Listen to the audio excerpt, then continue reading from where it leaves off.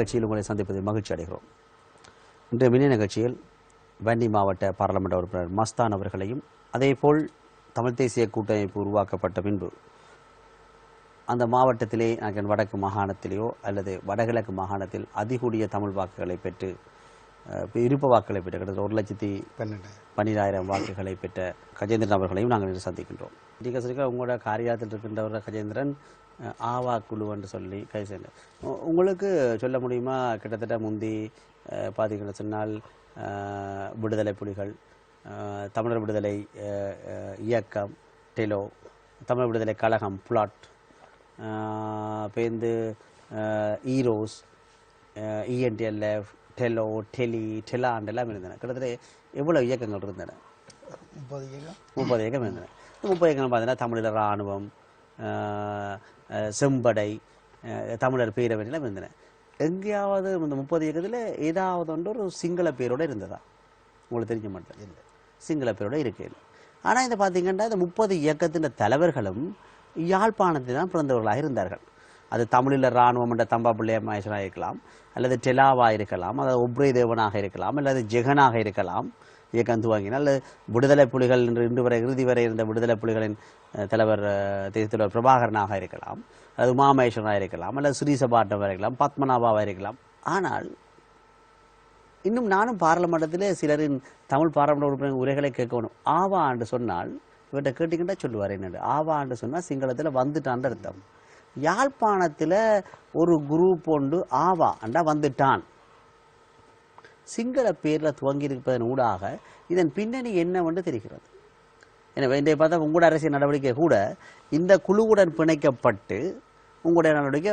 எனவே இது யாழ்ப்பாணத்தை ஒரு பயத்துடனும் பிதியுடனும் வைப்பதற்காகவும், யாழ்ப்பாண சமூகம் ஒரு கட்டவிழ்த்தப்பட்ட ஒரு அண்டர்வேர்ல்ட் குரூப் என்பதை வெளிப்படுத்துவதற்கும் சர்வதேசத்துக்கு இவர்களுக்கு வாழ்வெட்டு துப்பாக்கி துவக்கப்படியான ஒரு அடவடி குரூப் ஒன்றை விளங்கப்படுத்துவதற்காக உருவாக்கப்பட்ட ஒரு இதாகத்தான் இருக்கிறது. ஆனால் இதை நானும் பார்க்குறேன், பாராளுமன்றத்தில் அர்த்தம் உரையாற்றுவான், ஒரு தமிழன் தான் உருவாக்கப்பட்டான். ஆக இந்த போலீஸுக்கு பொறுப்பான ஒரு அமைச்சரோடு இருக்கிறார், அவர் தான் சொல்லி கொண்டிருக்கிறார் இது தமிழர் கோயிலுக்கு பக்கத்தில் இருந்தேன். இப்போ உதாரணத்துக்கு பார்த்தா சாகர ரட்நாயகா தவிர உதாரணத்துக்கு பார்த்தீங்கன்னா இப்போ விடுதலை புலிகளை அழிப்பதில்லை, கருணா, பிள்ளையான், இனிய பாரதி முக்கிய பங்கு வகித்தனர். அதுக்காண்டி 1 லட்சம் இராணுவத்தை விட்டு போட்டு இந்த 3 பேரை முன்னுக்கு அனுப்பியிருந்தோம்னா புலிகள் அழிஞ்சிருக்கலுமா? இல்லாட்டி இந்திய ராணுவம் மராட்டி இந்திய ராணுவத்தின் தொழில்நுட்பமும் இந்திய அரசாங்கத்தின் உதவி மராட்டி அழிஞ்சிருக்குமா?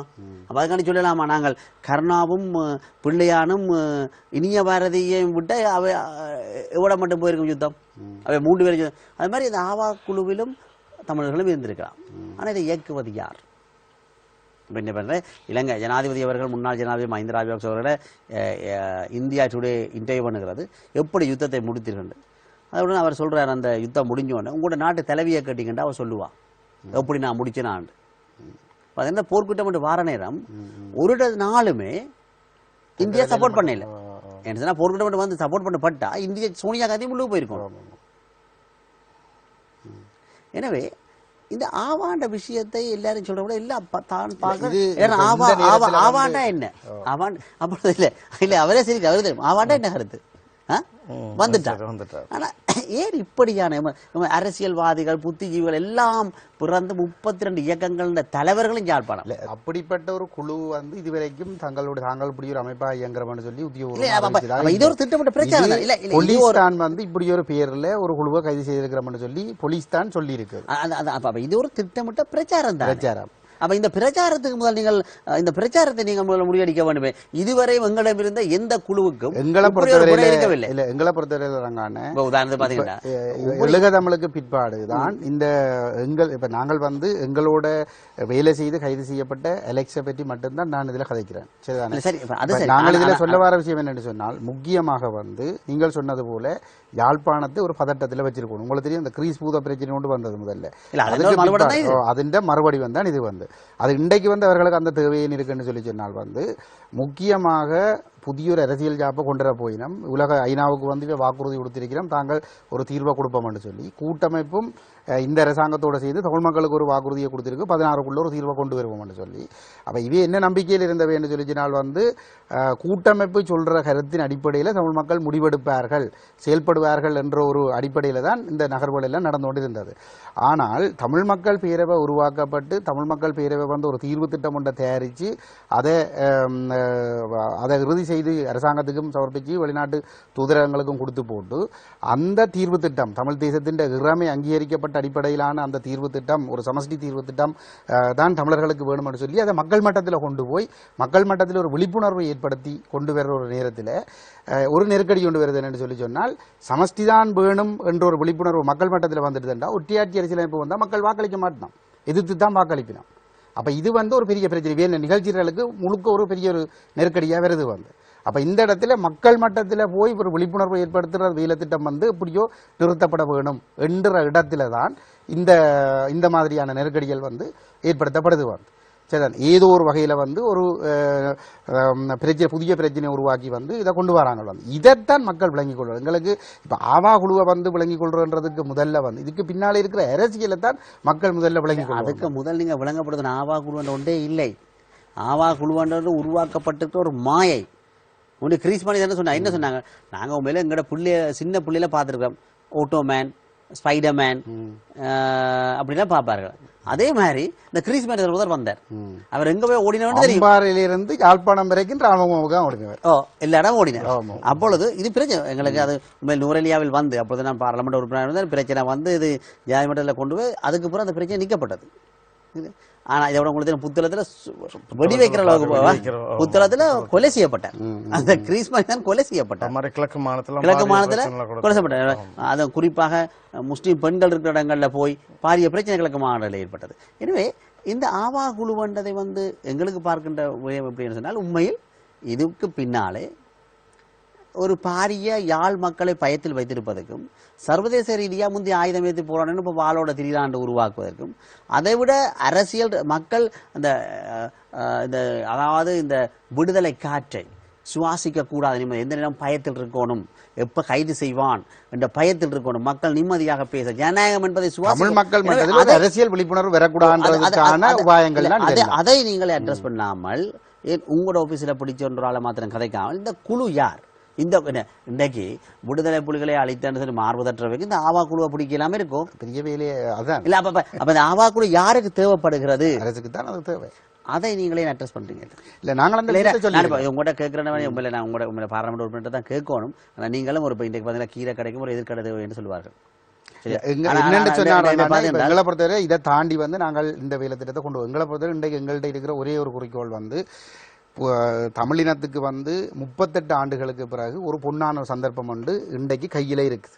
இதே வெண்ண திரண்டு இருக்குன்னு சொன்னால் இதை தட்டியை உடைச்சி விட போகிறோமா அல்லது அள்ளி எடுக்க போகிறோமான்றது தான் கேள்வி. இவ்வளவு பெரிய தியாகங்கள், உயிர் தியாகங்கள் ஊடாக ஒரு போராட்டம் ஒன்று நடந்து வந்தது. அந்த போராட்டம் ஒரு இடத்தை சரியான ஒரு இடத்துல கொண்டு வந்து விடப்பட்டிருக்கிறது. அதுக்கு பின்னால் ஜனநாயக ரீதியாக மக்கள்கிட்ட ஆணை எடுத்தவர்களால் சரியாக கொண்டு போகப்பட இல்லை.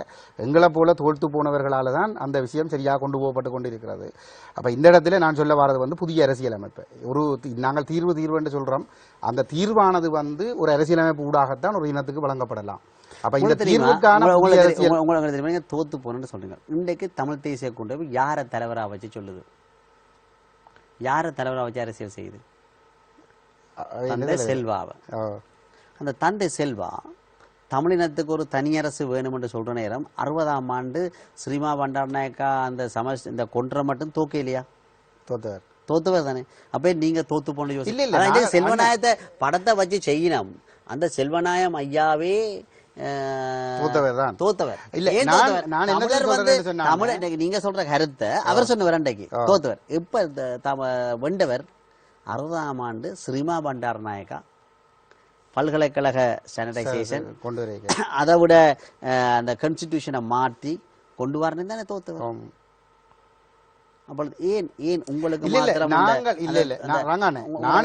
ஆரம்பத்துல நான் இந்த கதையை பார்த்தா நான் 1,12,000 வாக்கு எடுத்தவன அந்த ஒரு காலம், தோத்து போனவர்களால் கொண்டு வந்த அந்த அந்த அந்த எண்ணம் உங்களுக்கு எப்படி வந்தது? அப்படி இல்ல. நெப்போலியனை பார்த்தீங்கன்னா ஒரு தடவை தோல்வியில தான் வெற்றி நிச்சயிக்கப்படுது.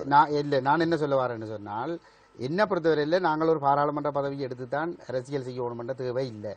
அந்த உணர்வோட தான் நாங்கள் வேலை செய்கிற மட்டும் இல்லை. நாங்கள் 10ல் தோத்துனாங்க, 15ல் தோத்துனாங்க. ஆனால் தொடர்ந்து களத்தில் நிற்கிறது நாங்கள் தான். தோத்த 15ல் நாங்கள் தோத்த பிறகு தமிழ் மக்கள் பேரவை உருவாக்கப்படுது. எங்களோட சேர்ந்து தான் தமிழ் மக்கள் பேரவை உருவாக்கப்பட்டது வந்து. சரி, இன்றைக்கு 40,000 மக்களோ அல்லது 20,000 மக்களோ வந்து கலந்து கொண்டு எழுக தமிழ்ன்றதை அதில் வந்து அந்த மக்கள் அணி திரட்டுறதுல வந்து நாங்கள் நின்று இருக்கிறோம். அடுத்த மாதம் வந்து மட்டக்களப்பில் செய்யறதா தீர்மானிச்சிருக்கிறார்கள். அதிலேயும் நாங்கள் நிற்போம்.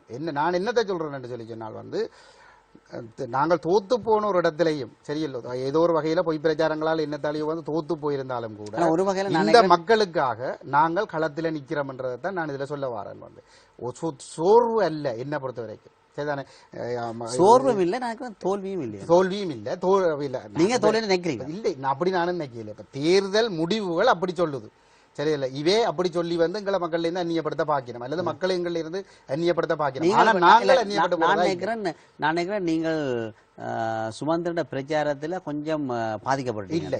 சுமந்திரன் தோத்து போன கட்சி திருப்திப்படுத்துறதுக்காக நான் சொல்றது அவருக்காக கொஞ்சம் திருப்தியா இருக்கட்டும். ஆனா நாங்கள் அந்த எங்களை பொறுத்தவரையில் என்ன, அந்த தோல்வி சம்பந்தப்பட்டு மனதிலே எந்த உணர்வும் மக்களுக்கு மிகவும் ஒரு விடயத்தை எனக்குள்ள நான் இருந்துட்டு யோசிக்கிறது, கஜேந்திரகுமார் பொன்னம்பலமும் சுமந்திரனும் இணைந்து செயல்படணுமான்னு கூட எந்த நாளும் சுமந்திரனை பார்த்தால் எப்படியாவது உங்களோட கட்சியை பற்றி கேட்பார். அவ்வளவு ஒரு உங்களுக்குள்ள ஒரு காதல் இருக்கிறது. சரியா சொல்லுவார்கள். அதாவது மஹிந்த ராஜபக்சவும் ரணில் விக்ரமசிங்கவும் காதல் திருமணம் என்பார்கள். மைத்திரிபாலவும் ரணில் விக்ரமசிங்கவும் ஒரு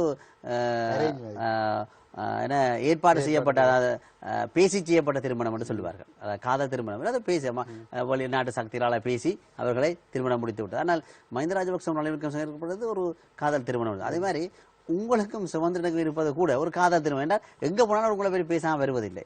ஆனால் நீங்கள் பேசும் பொருளாக வருவீர்கள் என்றால் நாங்கள் ஒரு முக்கியமான இடத்துல இருக்கிறோம்ன்றதான் அது உங்களுக்கு நிச்சயமா வந்து அதுல எங்களுக்கு எந்த டவுட்டும் இல்லை. அண்ணன், எங்களுக்கு 100% நம்பிக்கை இருக்குது.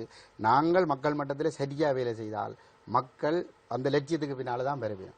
ஏனென்று சொன்னால், நீங்கள் ஆரம்பத்தில் கேட்ட மாதிரி வந்து இப்ப இந்த போர்ல முள்ளிவாய்க்கால் வரைக்கும் போய் விரும்பித்தான் அந்த மக்கள் போனவர்கள் போய் கடைசியாக துரதிர்ஷ்டவசமாக அந்த போராட்டம் அழிஞ்சு போன ஒரு நேரத்தில் கனத்த சுமைகளோடு அந்த மக்கள் முகாமுக்குள்ளே வந்தவர்கள், ஒரு பாசல் சோத்துக்காக வந்து கையேந்தினவர்கள். ஆனால் அதுக்காக அந்த மக்கள் வந்து அடுத்து தொடர்ந்து வந்த தேர்தலில் வந்து வேறு யாருக்கும் போய் வந்து வாக்களிக்க இல்லை. அவ்வளவு இழப்புகளுக்கு பிறகும் அவ்வளவு அழிவுகளுக்கு பிறகும் வந்து இயக்கம் உருவாக்கின ஒரே ஒரு காரணத்துக்காக அந்த கூட்டமைப்பு சரியாக இருக்கும் என்று நம்பி கூட்டமைப்புக்கு தான் வாக்களித்தவர்கள். அங்கதான் அந்த மக்கள்கிட்ட பலவீனம் இருக்கு என்று சொல்லிச்சுனால், அவர் இப்ப இருக்கிறவர்கள் சரியா செயல்படுகிறார்களா இல்லையா என்றதை கண்டுபிடிக்க முடியாமல் இருக்கிறார்கள். ஆனால் அந்த லட்சியம் அது சரியே, அதுதான் லட்சியம் என்று நம்பிக்கொண்டுதான் அதுக்கு வாக்களிக்கிறார்கள். இன்றைக்கு அந்த மக்களுக்கு இவர்கள் எங்களுக்கு துரோகம் செய்கிறார்கள் என்று தெரிய வருதோ, அன்றைக்கு இவர்கள் இந்த மக்களுக்கு முன்னால போக முடியாத ஒரு நிலைமை கண்டிப்பாக வரும். இன்றைக்கு எழுக தமிழுக்கு வந்ததும் அந்த உணர்வில் தான். இந்த தூய மாவீர இப்ப ஒரு இடைவெளி ஒன்று கிடைக்கல வந்து மக்கள் துயிலும் இல்லத்துக்கு போகிறார்கள் என்று சொல்லிச்சினால் வந்து மக்களுக்கு அடக்கி வைக்கப்பட்டிருக்கிற உணர்வு வந்து இந்த ஒரு அரசியல்வாதி பாருங்க. இன்றைக்கு நீங்க பாத்தீங்கன்னா சில இணையதளங்களையும் இதுகளையும் பார்த்தா எம்பிமார் வீட்டுக்கு பின்னால சுற்றொலி ஏற்றி போட்டு அதுக்கு முன்னாடி படம் எடுத்து போடுற அளவுக்கு வந்துருக்குது. தமிழ் தேசிய கூட பராமரிப்பு சிறப்பு பார்த்தேன், வீட்டுக்கு பின்னால சுடுற எழுத்தி போட்டு தனிப்படம் போயின்னு சொன்னால் மக்கள் எல்லாம் இவங்கிட்ட கேட்கவே மக்கள் போயிட்டாங்க. உதாரணத்துக்கு 2015 தேர்தல் மாதிரி, 2015 தேர்தலில் போஸ்டல் ஓட்ஸ் நடக்கும் மட்டும் முஸ்லீம் அமைச்சர் ஒரு தரம் வரையில மஹிந்த ராஜபக்ச ஜனாதிபதியை விட்டுட்டு ஒரு தட்சணர் பஸ்ஸின் நண்பன் பஸ்ஸில் விட்டு வரையிலாண்டார். ஒரு அமைச்சர் போய் முஸ்லீம் அமைச்சர் போய் மைத்திரிபால சிறிசேன ஜனாதிபதி தேர்தல்கிட்ட போய் சொன்னார், உங்களுக்கு வேண்டிய காசு தரேன் சார் ஜனாதிபதி தேர்தலுக்கு, ஆனால் எனக்கு பஸ்ஸில் விட்டு வரையிலாண்டார். இன்னொருத்தர் போய் இன்னொருத்தர் சொன்னார், உங்களை விட்டு பிரிய இல்லாமல் இருக்கின்றார். ஆனால் மக்கள், முஸ்லீம் மக்கள், நீங்க வந்தீங்களோ வேற இல்லையோ நாங்கள் ஆட்சியை மாற்றம் தீர்மானித்தாங்க. அதுக்கு பிறகு இவங்க முஸ்லீம் தலைவர்களை தெரிஞ்சது, நாங்கள் பார்லமெண்டம் போறோம்னு சொன்னா மைத்திரிபாலோட இணையோனும் நாங்க சொன்னமோ சொல்லலையோ. ஆனா தமிழ் அந்த நிலைமை தமிழ் மக்கள் மத்தியில் அன்றைக்கு அந்த விஷயத்துல சற்று வித்தியாசம் தமிழர்கள் நிலைமை. அன்றைக்கு நாங்கள் பத்திரிகையாளர் மாநாடு வச்சு சொன்ன மாதிரியான பாட்ட சம்பந்தம் எடுத்திருந்தால் 80% தமிழ் மக்கள் வந்து வாக்களிச்சிருக்க மாட்டார்கள். நான் அதை உறுதியா சொல்லுறேன். காரணம் வந்து என்ன சொல்லிச்சுனால், எங்களுக்கு இவ்வளவு மக்கள் வந்து அழிவுகளுக்கு அஞ்சி ஓடுகிறவர்கள் அல்ல. நாங்கள் தெளிவாக சொல்லி நீங்களும் வந்து உண்மையில வந்து ஒரு சர்வதேசத்தின் ஒரு ஏஜெண்டான்னு கூட யோசிக்க வேண்டிய கிடையாது. என்ன சொன்னா நீங்க ஒரு விஷயத்தை சொன்னீங்கள், இந்த புதிய ஆட்சி மாற்றம் வந்தால் சர்வதேசம் போர்க்குற்ற விசாரணையெல்லாம் முடித்து இந்த இலங்கை சங்கத்தை காப்பாற்றும், தமிழருக்கு ஒரு தீர்வும் வராது. எனவே மஹிந்த ராஜபக்ச மீண்டும் வருவாராக இருந்தால் சர்வதேசத்தின் வேலை பின்னலுக்குள் இவர் சிக்கப்படுவார், தமிழருக்கு ஒரு தீர்வு வரும் என்று சொன்னீர்கள். இப்ப பார்க்க போனா அதுவும் ஒரு வகையில் நடந்து கொண்டிருக்கு. நாங்கள் சொன்ன விஷயம் என்னன்னு சொன்னால், இந்த ஆட்சி மாற்றத்தால தமிழர்களுக்கு ஒன்றும் நடக்க போறது இல்லை. ராஜபக்ச மாதிரி தான் வரப்போறவரும் இருக்க போகிறார். ஆகவே நாங்கள் இந்த சந்தர்ப்பத்தை ஒரு பேரம்பேசலுக்காக பயன்படுத்த வேணும் என்றதை தெளிவாக சொல்லியிருந்தாங்க. அதாவது என்னன்னு சொன்னால், தமிழர்கள்ட்ட வாக்கு இல்லாமல் ஆட்சி மாற்றம் நடக்க முடியாது.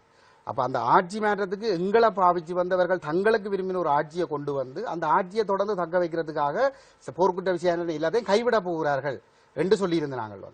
அப்ப ஆகவே நாங்கள் புதிய ஒரு மேற்கும் இந்தியாவும் விரும்புகிறவர்களுக்கு ஆதரவு கொடுக்க போறோம் என்று சொன்னால் நாங்கள் ஒரு நிபந்தனைகளை போடணும். இலங்கை அரசிட்ட நிபந்தனையை போடாவிட்டாலும் இந்திய மேற்கு நாடுகளுக்கு நாங்கள் நிபந்தனைகளை போடலாம். இப்போ உதாரணமாக பீட்டம்ஸை இயக்கம் கேட்டது தானே சுனாமிக்கு பிந்திய சுனாமி கட்டமைப்பு, சுனாமி அழிவுகளுக்கு பிறகு சந்திரிக்கா ஒன்றும் செய்யல என்ற அடிப்படையில் அப்போ அதில் அது பிற்பாடு அது நடைமுறைப்படுத்தப்படாமல் போனது வேற விஷயம். அதாவது நிதி வராமல் போனது வேற விஷயம். ஆனால் ஒப்பந்தம் சைன் பண்ணப்பட்டது அதில் என்ன அழிந்து போன வடகிழக்க கட்டி எழுப்புறதுக்கு நேரடியான உதவிகள் கோரப்பட்டது. உங்களுக்கு தெரியுமா கட்டமைப்பு? அதன் வரலாற்று நாங்கள் பார்த்தோமா இருந்தால் இந்த பீட்டோம்ஸ் வார நேரம் சந்திரிகா அம்மையார் விடுதலை புலிகளுடன் நேரடியாக கையொப்பமிட்டார். ஆனால் அதை எதிர்த்து அது சாதாரண சும்மா ஒரு அபிவிருத்தி, அதாவது மாவட்ட அபிவிருத்தி குழுக்கு வந்த காசு செலவழிக்கிற மாதிரி மிகவும் குறைஞ்ச பவர் கொண்ட இது. அதை இந்த தலைமையகத்தை கிளிநொச்சியில் வைப்பதா கொழும்பில் வைப்பதான்னு கூட விடுதலை புலிகளுக்கும் சந்திரிகா அம்மையாருக்கும் பல இழுபறிகள் நடந்தன. தற்பொழுது இருக்கின்ற வெளிநாட்டு அமைச்சர், அதாவது சுமந்திரன் ஐயா அவருடன் பல இடங்களுக்கு செல்கின்ற வெளிநாட்டு அமைச்சர் மங்கள சமரவீர அவர்கள் சந்திரிகா அம்மையாரின் வலது கையா இருந்தவர் வெளியேறினார். சொன்னார், நான் இந்த சந்திரிகா அம்மையோட இருக்க மாட்டேன், விடுதலை புலிகளுக்கு நாட்டை தாரவாக்க போகிறான் என்று கூறிவிட்டு சென்றவர் தான் தற்போதைய வெளிநாட்டு அமைச்சர் போய் மஹிந்த ராஜபக்ச அவர்களுக்கு ஆதரவளித்தார். சொன்னார், சந்திரிகா ஜனாதிபதியா இருந்து கொண்டு பீட்டம்ஸ், அப்பொழுது சந்திரிகா அம்மையார் சொன்னார், இந்த பீட்டம்ஸ் என்பது ஒரு மாவட்டத்துக்கான நிதி, அதை சேர்ந்து அதனை தான் இந்த பீட்டம்ஸ் உடைந்தது. பீட்டம்ஸை நடைமுறைப்படுத்த என்றால் பலரை மங்கள சமரவீரர் பலரை இணைத்துக் கொண்டு, ஸ்ரீபதி சூரியராஜ் போன்றவர்களை இணைத்துக் கொண்டு அவர் சொன்னார், விடுதலை புலிகளிடம் ஆட்சி போக போகிறது என்பதனை மங்கள சமரவீரர் சொன்னவர் தான் தற்பொழுது வெளிநாட்டு அமைச்சராக இருப்பார். ஆனால் இந்த வெளிநாட்டு அமைச்சருடன் சர்வதேச பயணங்களுக்கு சில புலம்பெயர் தமிழர்களில் பலம்பொருந்திய அமைப்புகளும் இந்த வெளிநாட்டு அமைச்சருடன் நல்ல வடிவான உரையாடல்களை நடத்தி வருகிறது. ஆனால் பீட்டம்ஸையே ஏற்றுக்கொள்ளாத மங்கள சமரவீர எப்படி எமக்கு ஒரு தீர்வை தரப்போகிறார் என்று புலம்பெயர்ந்த அமைப்புகள். நான் அதுக்கு பதில் சொல்றதுக்கு முதல்ல நான் அங்கே வாரம் அந்த ஜனாதிபதி தேர்தலில் நிபந்தனைகளை போட்டிருந்தால் என்று சொல்ற இடத்துல நாங்கள் இந்த இந்திய மேற்குலக நாடுகள்கிட்ட நாங்கள் தமிழ் தேசிய கூட்டமைப்பு உத்தரவாதங்களை பெற்றிருக்க வேண்டும். வெளிப்படையாகவோ ஏதோ ஒரு வகையில் ஒரு உத்தரவாதம் பெற்றிருக்கலாம். அரசியல் கைதிகளின் விடுதலை, முழுமையான மீள்குடியேற்றம், முழுமையான இராணுவ விலகல், மற்றது போரால் அழிந்த வடகிழக்க கட்டி எழுப்புறதுக்கு நேரடியான உதவி, அதை விட எங்களுக்கு ஒரு நிரந்தர தீர்வு எட்டப்படுற வரைக்கும் வடக்கு கிழக்கில் சிங்கள பௌத்தமயமாக்கல் நடக்கக்கூடாது, அது நிறுத்தி வைக்கப்பட வேணும் என்ற விஷயங்களை கேட்டிருக்கலாம். அப்படி கேட்டிருந்த ஒரு இடத்துல அவர்கள் அதுக்கு நடைமுறை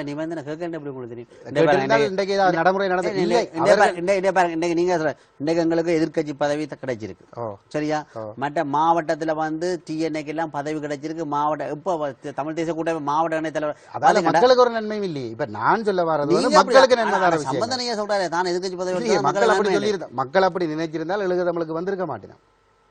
விளங்க தானே, எழுக தமிழுக்கு வந்திருக்க மாட்டேன். சுமந்திரன் போராட்டம் தானே சம்பந்தனையா தமிழனுக்கு ஒரு பதவி கிடைச்சது, எதிர்கட்சி பதவி. பதவிக்காக உயிர் தியாகங்கள் நடக்க இல்லையே. உயிர் தியாகங்கள் நடந்தது எங்களுக்கான ஒரு அரசியல் அந்தஸ்து. தமிழரசு கட்சியினுடைய கொள்கை அது, தமிழர் விடுதலை கூட்டணியினுடைய தேர்தல் விஞ்ஞாபனம் அது. 2004 2004 தமிழ் தேசிய கூட்டமைப்பின் தேர்தல் விஞ்ஞாபனம் அது எங்கட இல்லை. நாங்கள் சொல்ற தேசம் என்ற விஷயம் கூட, நாங்கள் 74ஆம் ஆண்டு பிறந்தால்தான் நாங்கள் அந்த கொள்கைகளை உருவாக்கினார்கள் இல்லை. இதை உருவாக்கி 52ஆம் ஆண்டு தமிழரசு கட்சியின் திருவண்ணாமலை மாநாட்டில் தேசம் என்ற விஷயம் முன்வைக்கப்பட்டது. அந்த கொள்கைகளை அவர்கள் கைவிட்டு நாங்கள் இதை கொண்டு போறோம். திருவண்ணாமலையில முதலாவது மாநாடு பிரிந்து, அதாவது அகில இலங்கை தமிழ் காங்கிரஸ்ல இருந்து பிரிந்து நடந்த முதலாவது மாநாட்டில் முன்வைக்கப்பட்ட 4 கோரிக்கைகள் வைக்கப்பட்டன. அதில் குறிப்பாக மலைய மக்களுக்கான பிரஜா உரிமை, தமிழருக்கான ஆட்சி என்பது 4 கோரிக்கைகள்ல முன்வைக்கப்பட்டது. இந்த இடத்துல இந்த கோரிக்கைகளை தான் முன்வைக்க வேண்டும்ன்றதான் எங்களுடைய எதிர்பார்ப்பு. இது உங்களுக்கு பதவியில கேட்கிற விஷயம் இல்லை சரிதானே. அப்ப இந்த கோரிக்கைகளை சர்வதேச சமூகத்திலிருந்து உறுதியாக பெற்றுக் கொண்டிருந்தால் இன்றைக்கு அவர்கள் ஏமாற்றியிருந்தால் இன்னொரு தேர்தலில் நாங்கள் அதை இன்னொரு தடவை தமிழகத்தை வரும்.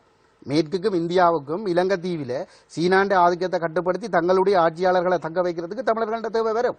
அந்த இடத்துல நாங்கள் ஒரு பேரம்பேசல செய்யலாம்.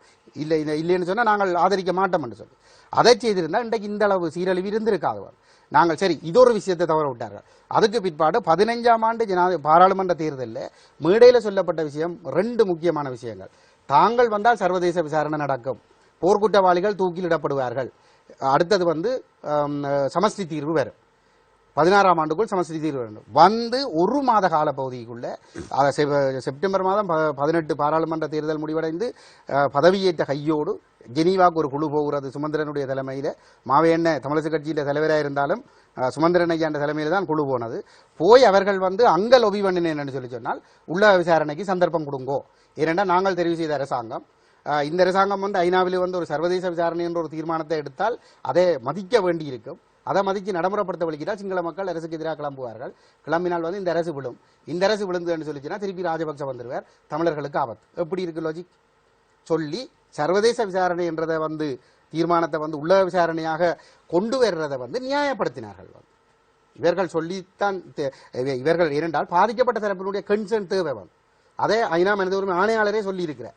பாதிக்கப்பட்டவர்களுடைய சம்மதத்தோடு தான் அந்த பொறிமுறையை முன்கொண்டு செல்ல வேண்டும் என்று சொல்லி. அப்ப பாதிக்கப்பட்டன்னு சொல்லி சொன்னால் 80% தமிழ் மக்கள் தெரிவு செய்த தலைமையோடு தான் பேச வேண்டி இருக்குது. அப்ப இதை செய்தது வேறு ஒருத்தரும் இல்லை. 2வது பொன்னான சந்தர்ப்பம். நீங்கள் ஐநாவில் சர்வதேச விசாரணை என்றதை வச்சுக்கொண்டு தீர்வுக்கான ஒரு பேரம்பேசலை செய்து தீர்வை எடுத்துக்கொண்டு நீங்கள் வேணுமென்றா அந்த விஷயத்தில் நீங்கள் என்ன செய்ய போறீங்கன்றதை பற்றி சொல்லியிருந்தால் மக்கள் அதை ஏற்கிறதோ இல்லையோன்றதை பற்றி முடிவெடுத்திருக்கலாம். அப்ப இங்க இந்த பொன்னான சந்தர்ப்பத்தை இவர்கள்லாம் தவற விட்டது. அப்ப நாங்கள் இவற்றை தான் சொல்ல வர வேணும்னு சொன்னா நாங்கள் கேட்ட மாதிரி இவர்கள் கேட்டிருக்க வேணும். அன்றைக்கு ஒரு நிலைமை ஒன்று இருந்தது சம்பந்தம் சொன்னா வடகிழக்கு மக்கள் முடிவெடுப்பார்கள் என்று சொல்லி. எழுக தமிழுக்கு பிற்பாடு நிலைமை மாறி இருக்கு அப்படி என்று சொல்லி சொன்னால் தமிழ் மக்கள் பேரவே ஒரு விடயம் தொடர்பாக ஒரு ரெஃபரண்டம் பெறப்போகுன்னு சொல்லி சொன்னா தமிழ் மக்கள் பேரவை என்ன முடிவை சொல்ல போகுதுன்றது எதிர்பார்க்கிற மக்களின் வீதம் இன்றைக்கு சரியாக அதிகரிச்சிருக்கு என்று சொல்லி சொன்னா ஒட்டியாட்சி அரசியலமைப்பை கொண்டு தமிழ் மக்களை வாக்களிக்க சொல்லி உங்களை எல்லாரும் ஆவாக்குள்ளதுக்கு உள்ளுக்கு போட்டு என்ன செய்யும்? அது பரவாயில்லை. எங்களை பொறுத்தவரை நாங்கள் எங்கட கடமையை செய்கிறோம்.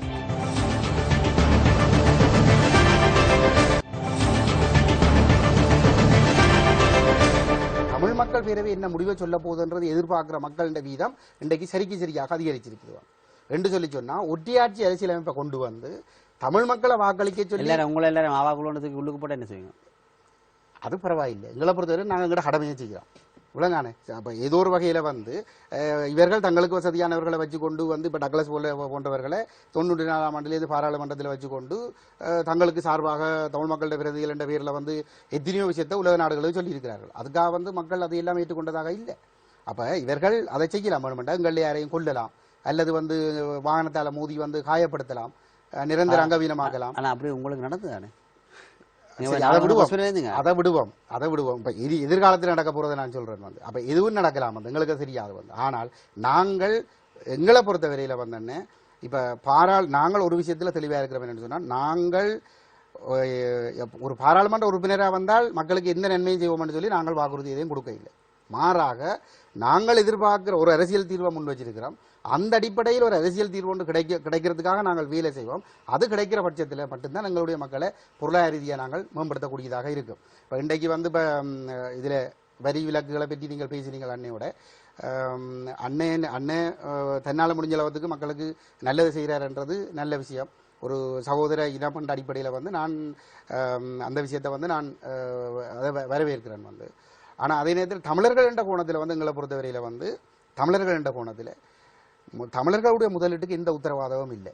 இப்போ 2வது தடவையாக நான் நினைக்கிறேன் நோன் லிமிட் முஸ்லீம் சகோதரர்களுக்கு சொந்தமான ஒரு வியாபார நிறுவனம் 2வது தடவையாக தீக்கிரை நெருப்பு பற்றி எரிஞ்சிருக்குது. அதில் கோடிக்கணக்கான நட்டம் மட்டும் கேள்விப்படுறோம். தமிழர்களுடைய முதலீட்டுக்கு என்ன உத்தரவாதம் இருக்குது? தர்கா டவுன்லும் வயர் ஷோட்டு நடந்திருக்கு. அப்படி காரணங்கள் சொல்லப்படுது. முதலும் கொடுத்தப்பட்ட இப்பயும் வயர் ஷோட் நடந்து சொல்லப்பட்டிருக்கு. சரிதானே? அப்ப கேள்வி முஸ்லீம்கள் பிரதான வளர்றாங்களா இப்ப கணக்க கரண்ட்ல வயர் ஷோட்டுகள் எரியுது வந்து. அப்ப என்ன பொறுத்தவரையில வந்து இந்த முஸ்லீம் மக்களும் தமிழ் மக்களும் அரசியல் தீர்வு விஷயத்துல வந்து ஒன்று சேர்ந்து தேசத்தின் அங்கீகாரத்துக்காக வேலை செய்ய வேணும். வடக்கு கிழக்குக்குள்ள வந்து முஸ்லீம் மக்களும் நாங்களும் வந்து சமத்துவமா வாழ்றதுக்கான ஒரு பொறிமுறையை வந்து நாங்கள் உருவாக்கி கொள்ள வேணும். இதுதான் இந்த தீவில தமிழ் மக்களும் முஸ்லீம் மக்களும் வந்து பாதுகாப்பாக வாழ்றதுக்கான ஒரே வழி. வடகிழக்கில் வந்து அந்த தீர்வு அடையப்படும் சொன்னா இந்த தீவில எந்த பகுதியில தமிழர்கள் வாழ்ந்தாலும், எந்த பகுதியில முஸ்லீம்கள் வாழ்ந்தாலும், எந்த பகுதியில சிங்கள மக்கள் வாழ்ந்தாலும் அனைவருக்கும் அது பாதுகாப்பானதாக இருக்கும். இது எங்களுடைய உறுதியான நம்பிக்கை வந்து. அப்ப இதுக்காக செயல்பட வேண்டியவர்கள் வந்து தலைவர்கள், இன்றைக்கு மக்களான பெற்றிருக்க தலைவர்கள் துரதிருஷ்டவசமாக வந்து அவர்கள் அரசாங்கத்தின் பிரதிநிதிகளாக தான் செயல்பட்டு கொண்டிருக்கிறார்கள். இதுல இன்னும் வேதனைக்குரிய விஷயம் என்றால் தமிழ் மக்களுக்கே நேர்மை இல்லாத தமிழ் தலைவர்கள் முஸ்லீம் மக்கள் நம்புற ஒரு துரதிருஷ்டவசமானவர்கள் எல்லாமே இருக்கு. தமிழ் தலைவர்களை, தமிழ் மக்களுக்கே நேர்மை இல்லாத தமிழ் தலைவர்கள் அவன். இப்போ 2009ஆம் ஆண்டுக்கு முற்பட்ட கால பகுதியில் வெண்ணில போர் உச்சத்தில் நடக்கல அந்த போர் நிறுத்தம் பற்றி பேசுகிற பொழுது ஒரு சந்தர்ப்பத்தில் நான் சம்பந்தனையாட்ட போய் மண்டாடினான். சொன்னான் வந்து, ஐயா நீங்கள் எம்பி, நான் அப்போ பாராளுமன்ற உறுப்பினர், 2008ஆம் ஆண்டு அக்டோபர் மாதம் இது நடக்குது வந்து சரியோ. நான் சம்பந்தனையாட்ட வந்து கெஞ்சி கேட்டுனான். சொன்னான், நாங்கள் இந்த டிப்ளமேட்ஸோட வந்து 2-3 வருஷமாக பேசிக்கொண்டு வரோம். அவங்க சொல்கிறாங்க வந்து அதிகார பயிர் அடிப்படையில் ஒரு தீர்வு ஏற்றுக்கொள்றதுக்கு நீங்கள் தயாரென்று சொல்லியும், சுயநிர்ணய உரிமை அடிப்படையில் தீர்வுன்றது பிரபாரன் விதண்டாவாது கேட்குற ஒரு விஷயம் என்று சொல்லியும், அது தமிழ் மக்கள் நிலப்பாடு இல்லை, அது பிரபாரன் நிலப்பாடு என்று சொல்லியும், பிரபாரன் இந்த படத்திலேருந்து அகற்றப்படாத வரைக்கும் இந்த தீவில் ஒரு அமைதி தீர்வு இந்த தீவில் ஒரு அமைதி தீர்வு ஏற்படுறதுக்கு வழி இல்லை. ஆகவே அவர் படத்திலேருந்து அகற்ற வேண்டும் என்ற அடிப்படையில் தான் இந்த போருக்கு ஆதரவு கொடுக்குறதாகவும் சொல்கிறாங்க. அப்போ நீங்கள் அதிகார பயிர் ஏற்றுக்கொள்ள தயாரின்றபடியாக தான் பிரபார சுயநிர்ணய உரிமை அடிப்படையில் ஒரு தீர்வை வலியுறுத்துகிற விடுதலை புலிகள் இயக்கம் வந்து ஒரு பிரச்சனைக்குரிய அமைப்பாகவும் அதனுடைய தலைவர் பிரபாரன் வந்து அகற்றப்பட வேண்டியவர் என்ற ஒரு முடிவுக்கும் வந்து இந்த உலகம் நியாயப்படுத்துது. போற நியாயப்படும், அதுக்கு பூகல காரணங்கள் வேற இருக்குது. ஆனால் ஒரு நியாயப்படுத்தல் ஒன்றை செய்ய வேண்டியிருக்கு தானே. இந்த அடிப்படையில் தான் இந்த நியாயப்படுத்தல் நடக்குது. இலங்கை அரசுக்கு தாங்கள் உதவுறதுக்கு இதுதான் காரணமாக சொல்லுகிறார்கள். ஆகவே நீங்கள் வந்து மனம் வைக்காவிட்டால் இந்த மக்களையும் காப்பாற்ற முடியாது, இயக்கத்தையும் காப்பாற்ற முடியாது என்று சொல்லி நான் சொல்றேன். அப்போ அந்த இடத்துல கேட்குறேன், என்ன செய்யணும்னு சொல்லி நான் சொன்னேன் வந்து, நீங்கள் ஒரு விஷயத்தை தெளிவாக சொல்லணும் வந்து, இந்த உலக நாடுகளுக்கு மனம் வச்சு சொல்லணும். என்னன்னு சொல்லி சொன்னால், விடுதலை புலிகள் அளிக்கப்பட்டாலும் தமிழ் மக்கள்கிட்ட சுயநிர்ணய உரிமை போராட்டத்தை நாங்கள் கைவிட போறது இல்லைன்றதும், சுயநிர்ணய அடிப்படையில் தான் அரசியல் தீர்வு அமைய வேண்டும் என்றதையும் வந்து நீங்கள் ஆணித்தரமாக மனம் வச்சு சொல்லணும்னு சொல்லி. ஏனென்றால் நாங்கள் வற்புறுத்த அவர் வெளிப்படையாக வந்து சுயநிர்ணய உரிமை அடிப்படையில் தீர்வு வேணும்னு சொல்லி போட்டு டிப்ளமேட்ஸுக்கு போய் வந்து இது நான் ஒரு நெருக்கடியால் சொன்னேன்டா பிரயோசனம் இல்லை. ஏன்னா எங்களுக்கு வந்து வெளிநாட்டு தூதரகங்கள் கொழும்பில் இருந்த வெளிநாட்டு குறிப்பாக அமெரிக்க பிரித்தானிய தூதரகங்களை சார்ந்தவர்கள் அந்த காலப்பகுதியில் சொல்லியிருக்கிறார்கள், 2004ஆம் ஆண்டு தேர்தல் விஞ்ஞாபனம் கூட்டமைப்பின் தேர்தல் விஞ்ஞாபனம் கூட்டமைப்பு தயாரித்ததல்ல, அது புலிகள் தயாரித்த தேர்தல் விஞ்ஞாபனம் என்று சொல்லுவாங்க. ரெண்டு சொல்லிச்சுன்னா இந்த கருத்து யாரால் சொல்லப்பட்டது? அதிகார பயிர் அடிப்படையில் ஒரு தீர்வு ஏற்றுக்கொள்ள தயார் என்று சொல்லி வந்து நிலப்பாட்டை வந்து சம்பந்தனையா முழு தூதரகங்களுக்கும் சொல்லி இருக்கிறார். ரெண்டு அப்ப இதை சொல்லிப்பட்டு சம்பந்தனையாட்ட நான் இதை கேட்க சொல்றேன்னு சொன்னா, நான் போர் நிறுத்தம் பற்றி இந்தியாவோட பேசியிருக்கிறேன். இந்தியா சொல்லியிருக்குது வந்து ஒஸ்லோ அடிப்படையில் ஒரு சமஷ்டி தீர்வுக்கு அதிகார பயிர் அடிப்படையில் சரிதானே ஒரு தீர்வுக்கு வந்து பிரபாரம் தயார் என்று சொல்லி சொன்னால் அந்த அவருடைய சம்மதத்தோடு ஒரு தீர்வு திட்டத்தை வச்சா பூர நிப்பாட்டி வடகிழக்கு இணைச்சு அதிகாரத்தை கையில தரலாம் என்று சொல்லியிருக்கேன்னு சொல்லி. அப்போ நான் சொன்னேன் வந்து, ஐயா சுயநிர்ணய உரிமையை கைவிட்டு போட்டு ஒரு அதிகார பயிர்வு போகிறதுக்கு நானே தயார் இல்லை. இது எப்படி நீங்கள் வந்து ஒரு தனிநாட்டுக்காக போராடின ஒரு இயக்கம் ஒரு நாட்டுக்குள்ள தேசத்தின் அங்கீகாரத்தின் அடிப்படையில் வந்து ஒரு தீர்வுக்கு தயாராக இருக்கிற பொழுது அதையும் கைவிட்டு போட்டு சிறுபான்மையின் அடிப்படையில் வரணும்னு சொல்லி நீங்கள் எப்படி எதிர்பார்ப்பீர்கள்? எனக்கு அதை பற்றி தெரியாது, போர நிப்பாட்டுறேன்டா இதான் இருக்கிற ஒரே வழி என்று சொல்றேன். அதுக்கு பிற்பாடு வந்து அந்த முள்ளிவாய்க்காலில் இவ்வளவு லட்சம் மக்களும் அழிக்கப்படும் வரைக்கும் அவர் போர் நிறுத்தப்பட வேண்டும் என்று எந்த ஒரு இடத்துலையும் கேட்கல. மக்கள் பாதுகாக்கப்பட வேண்டும் என்று தான் கேட்டு வருவாங்க, போர் நிறுத்தப்பட வேண்டும் என்று கேட்கப்படல. ரெண்டு சொல்லிச்சுன்னா புலிகள் அழிக்கப்பட வேண்டும் என்றதுக்கு அவர் 100% ஒத்துழைப்பை அவர் வழங்கின வருவாங்க.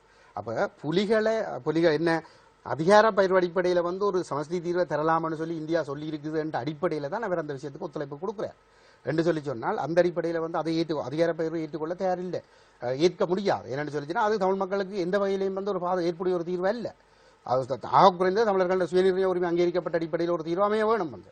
அப்போ அதற்கு புலிகள் சம்மதிக்கவில்லை என்பதற்காக அவர்களை அப்புறப்படுத்தல் பிரவாரண படத்திலிருந்து அகற்றல் என்ற பேரில் நடந்த இன அழிப்பு நடந்து முடிகிற வரைக்கும் வந்து இவர் ஒத்துழைச்சவர் என்று சொல்லிச்சுன்னா இன்றைக்கு வந்து இவர் நேர்மையானவர்ன்ற சொல்லணும் வந்து நீங்கள் அன்றைக்கு சமஷ்டி தீர்வு பெற்றுத்தெல்லாம் என்று சொல்லித்தான் வந்து இந்த இன அழிப்பை செய்த நீங்கள் வந்து இன்றைக்கு ஒற்றையாட்சிக்குள்ளே என்னால் தீர்வு ஏற்றுக்கொள்ள முடியாது என்று சொல்லணும்.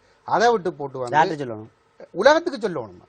ஏனென்றால் இல்ல எல்லாருக்கும் சேர்த்து தானே இவர் எல்லாரையும் திரட்டி தானே கொடுத்து வருவாங்க அந்த போரை நடத்துறதுக்கு.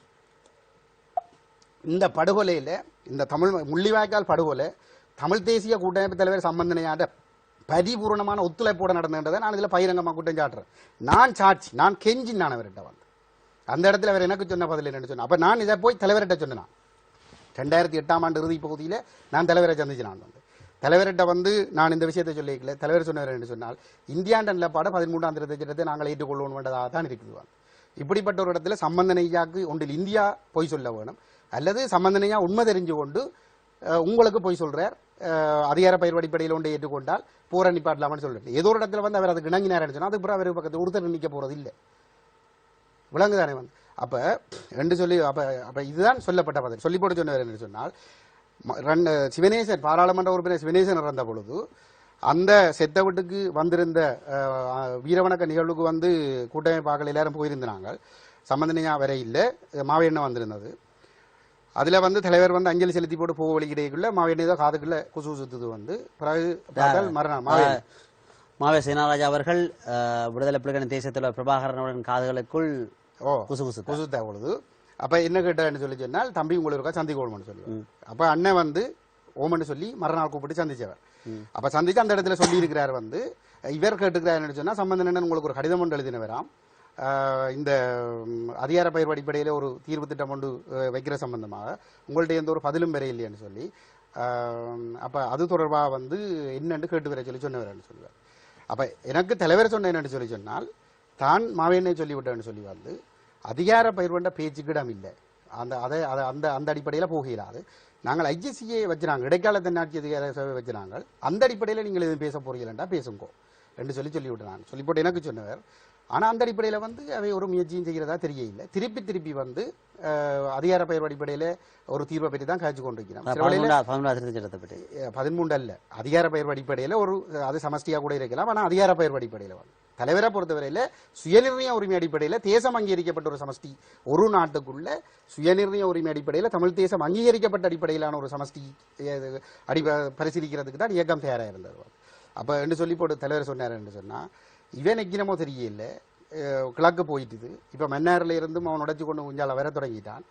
தொடர்ந்து பின்னடைவு அழிவுகள் என்ற ஒரு இடத்தை நோக்கி போயிருக்க கொள்கையை கைவிட்டு போட்டு முட்டுக்காலில் வருவோம் மட்டும் நெக்கினமோ தெரியல. நான் அது ஒரு காலம் செய்ய போறது இல்லைன்னு சொல்லுவேன். கேள்வி என்னன்னு சொல்லி சொன்னால் அன்றைக்கு பிரபாகரன் எடுத்த முடிவு பிள்ளை என்று சொன்னால் 2016ஆம் ஆண்டு செப்டம்பர் மாதம் 24ஆம் தேதி தமிழ் மக்கள் பேரவையின் ஏற்பாட்டில் விக்னேஸ்வரன் தலைமையிலே எழுகதமிழ் நடந்த பொழுது ஒரு சனமும் வந்திருக்கார். அந்த அரசியல் தேவை உணரப்பட்டபடியாக தான் அந்த மக்கள் இன்றைக்கு வந்திருக்கணும். இந்த இடத்துல சம்பந்தன் தோற்றிருக்கிறார் என்னை பொறுத்த வரைக்கும். இது சரித்திர தோல்வி. சம்பந்தன் இந்த வரலாறுக்கு பதில் சொல்லி ஆகும். தமிழர்களுக்கு ஒரு சமஷ்டி தீர்வு, ஒரு சுயநிர்ணய உரிமை அங்கீகரிக்கப்பட்ட அடிப்படையில் ஒரு சமஷ்டி தீர்வை பெற்றுத்தர வேண்டும். இல்லைன்னு சொல்லி சொன்னால் இந்த சரித்திர படுகொலைக்கு வந்து இவர்களும் பதில் சொல்லி ஆக வேண்டும். இந்த விஷயங்கள் மக்களுக்கு தெரியாமல் இருக்கலாம் சில வழியில். ஆனால் நான் இன்றைக்கு இதை பகிரங்கமாக சொல்லி இருக்கிறேன். ஆகவே இந்த விஷயத்தில் வந்து மக்கள் இனியாவது வந்து இந்த உண்மைகளை விளங்கி கொள்ள வேண்டும். வந்து இன்றைக்கு அந்த அன்றைக்கு அதிகார பயிர் அடிப்படையில் ஒரு சமஷ்டி என்று சொல்லி அதுக்கு ஒத்துக்கொண்டால் போரணி பாட்டலாம் என்று சொல்லி இவ்வளவு அழிவுக்கும் ஒத்துழைச்சு போட்டு இவ்வளவு அழிவு நடந்த பிறகு வந்து இன்றைக்கு வந்து ஒட்டி ஆட்சிக்குள்ள முன்னேற்றம் இருந்ததை விட முன்னேற்றம் பரவாயில்லை என்று சொல்றது இந்த இனத்துக்கு இவர்கள் செய்கிற மகாபெரும் துரோகம். இது ஏன் இன்றைக்கு நான் இதை சொல்றேன் சொன்னால் இப்ப சொல்லியாவது மக்கள் விழிப்படைஞ்சு இந்த ஒட்டியாட்சிக்கு எதிராக மக்கள் கிளந்தெழுகிற ஒரு நிலைமை வரும் என்றால் இவர்கள் தங்கட நிலப்பாட்டை மாற்றுவார்கள், மாற்ற வைக்கலாம். மக்கள் விழிப்படைஞ்சால் இவர்களை அந்த நிலப்பாட்டை மாற்ற வைக்கலாம். ஒரு மக்கள் புரட்சி உலகத்தில் பல மாற்றங்களை கொண்டு வந்திருக்குது. வடகிழக்கில மக்கள் வந்து திரளுவார்கள் என்று சொல்லி சொன்னால் கூட்டமைப்பு மண்டியிடும், காலில் மண்டியிட்டு நாங்கள் சொல்ற விஷயத்தை தங்களுடைய ஒரு விஷயமா கொண்டு வார்கள். எங்களுக்கு அதை பற்றி பிரச்சனை இல்லை. எங்களுக்கு தேவை தமிழ் தேசம் அங்கீகரிக்கப்பட்ட அடிப்படையில் ஒரு சமஷ்டி தீர்வு வேணும். நீங்கள் விடுதலை புலிகளின் தேசிய பிரபாகரன் அவர்களை சந்தித்ததை சம்பந்தனையாவுக்கு தெரிவித்தீர்களா? அவர்களின் கருத்து இதாக இருக்கிறது அவருக்கு தெரியும். என்னடு தெரியுமா இருக்கு? நான் சொன்னேன் என்னடு ஒஸ்லோ அடிப்படையில் ஏற்க முடியாத அந்த அதிகார பயிர் அடிப்படையில் ஒரு சமஷ்டிக்கு போக தயாரில்லை. இடைக்கால தன்னாட்சி அதிகார சபை விரைவில் அடிப்படையில் வந்து நீங்கள் இதாக செய்கிறேன்னு சொல்லிச்சுன்னா செய்யலாம்னு சொல்லி இருக்கிறாரு. அப்பொழுது இவ்வளவு சனங்கள் அழிந்து குழந்தை, அதாவது இறந்த பெண்ணின் உடலில் 6 மாத குழந்தை பால் குடித்து கொண்டு முல்லைத்தீவில் இருக்கின்ற பொழுது சம்பந்தனையா இறங்கவில்லை என்றால் நீங்க கூறுகின்றீர்கள்? நிச்சயமாக நிச்சயமாக இறங்கவில்லை. அவரை பொறுத்தவரையில் அவருடைய நாடு இது. அவருடைய நாட்டுக்கு எதிராக போராடினவர்களாகத்தான் தமிழர்களையும் தமிழக விடுதலை புலிகளையும் அவர் கருதுகிறார். அவரை பொறுத்தவரையில் இந்த நாடு அந்த அது அது தமிழர்களுக்குரியதாக அவர் தமிழர்களுக்குரிய ஒருவராக நான் பார்க்க இல்லை. அன்றைக்கு அப்படி இருந்திருந்தால் அவர் அன்றைக்கு அப்படி நடந்திருக்க மாட்டார். கஜேந்திரகுமார் போனப்பல எத்தனையோ தடவை இவர்கிட்ட இந்த போர் நிறுத்தம் தொடர்பாக அறிக்கை விட வேணும், நாங்கள் செயல்பட வேணும் என்று கேட்டிருக்கிறேன். ஆனால் எந்த ஒரு இடத்துலையும் இவருடைய ஒத்துழைப்பு கிடைச்சது இல்லை. இப்போ இன்றைக்கு துரதிஷ்டம் என்னன்னு சொல்லிச்சுன்னா, முந்தைய ஒரு காலத்தில் தலைவர்கள் மக்கள் பிரதிநிதிகள் யாழ்ப்பாணத்தில் இருக்கிறார்களா கொழும்பில் இருக்கிறார்களா என்றொரு கேள்வியை கேட்பது உண்டு. யாழ்ப்பாணத்தில் இருந்தால் அவர் தியாகி, கொழும்பில் இருந்தால் அவர் துரோகி அல்லது பிழை, அவர் மக்களோட இல்லை என்றது. இன்றைக்கு கொழும்பில் இருந்தாரா வெளிநாட்டில் இருந்தாரான்றதுதான் கேள்வி. கொழும்பில் இருந்தால் அவர் மக்களோட இருந்ததாக சித்தரிக்கப்படுகிற ஒரு நிலைமை உண்டு இன்றைக்கு வந்திருக்கு. இந்த கடைசி யுத்தம் இருக்கின்ற பொழுது தமிழ் தேசிய கட்டமைப்பு உறுப்பினர்களில் முக்கிய புள்ளிகளை இந்தியாவில் வைத்திருந்ததாக கூட செய்திகள் அடிபடுகின்றன. நீங்களும் அந்நேரம் பாராளுமன்றத்தில் இருந்தீர்கள். அந்த செய்தியில் உண்மைகள் இருக்கின்றன. எனக்கு ஒன்று தெரியும், புதுடில்லி ஒரு தடவை கடைசி அந்த இறுதி கட்டத்தில் புதுடில்லிக்கு வருமாறு அழைத்த பொழுது இயக்கம் இவர்களை போக வேண்டாம் என்று சொன்ன பொழுது அதை மீறி இவர்கள் சென்றிருந்தார்கள். கஜேந்திரகுமார் பொன்னம்பலம் அதை தவிர்த்திருந்தார். யார் யார் போயிருந்தார்கள்? மாவேண்ண, சம்பந்தன் ஐயா, செல்லுமடைக்கல். அதாவது இந்த திகதிகளிலே நான் நினைக்கிறேன் ஒரு மார்ச் மே மாதம் 18ஆம் தேதி யுத்தம் முடிந்ததாக அறிவிக்கப்பட்டது. எனக்கு அந்த தேதியே சரியா ஞாபகம் இல்லை. ஆனால் போக வேண்டாம் என்று சொன்னார். எங்களோடும் அந்த பரிமாற்றங்கள் நடைபெற்றது சொல்ல சொல்லி சில பேர்.